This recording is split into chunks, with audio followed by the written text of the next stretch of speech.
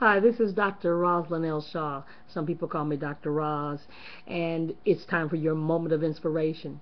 You know, I'm looking at our society and the things that we are just intrigued by, and one of those things is reality TV. Everywhere you look, there's a reality show. There's Extreme Makeover Home Edition, What Not to Wear, Style Court, The Biggest Loser, Beauty and the Geek, and even Pimp My Ride. I mean, isn't it just amazing just to watch somebody walk in, or should I say drive in, and they drive in with the junk, barely making it in, things hanging off, things missing, and they strip it down and put it back together again and make it over. Or even that individual, that person, who's just a plain Jane, and all of a sudden they beautify her, make her look like a queen.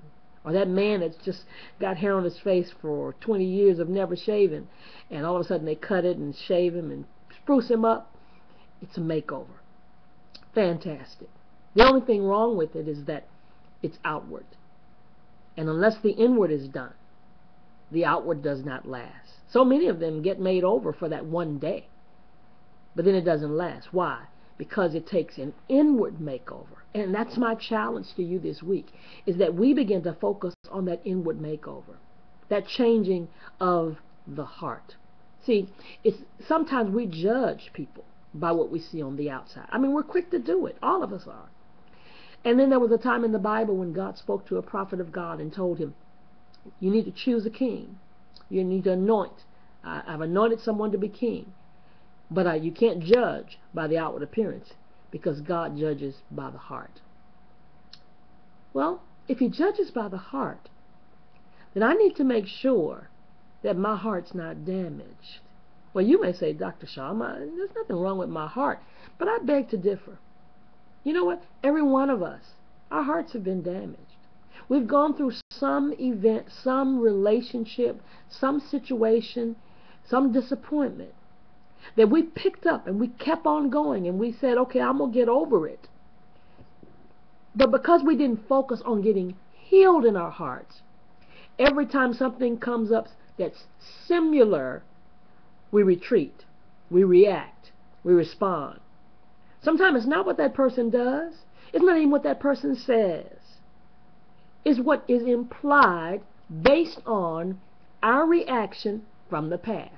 Philippians said it like this: forgetting those things which are behind, reaching for those things which are before, I press toward the mark. See, you can't press, you can't reach until you forget. And you can't forget until your heart is healed. So that's got to be our prayer. That's got to be our focus. Because there's some things that you're pressing toward. There's some future that you're reaching towards. There's another relationship that God has waiting on you. There's a business. And you know, let me tell you something. The worst person in the world to talk to when you are in a situation and you're trying to move forward is a person who's failed in that same situation. For instance, you're getting ready to be married and you talk to somebody who just got divorced. Bah! You're getting ready to start a business and you just talk to someone whose business just failed. Double bump. Why? Because they haven't been healed in their heart. So I challenge you today. Begin to pray for that inward makeover. Begin to ask God to help you get healed in your heart so you can move forward to where you're going. Again, this is Dr. Rosalyn L. and this has been your moment of inspiration. Have a great week.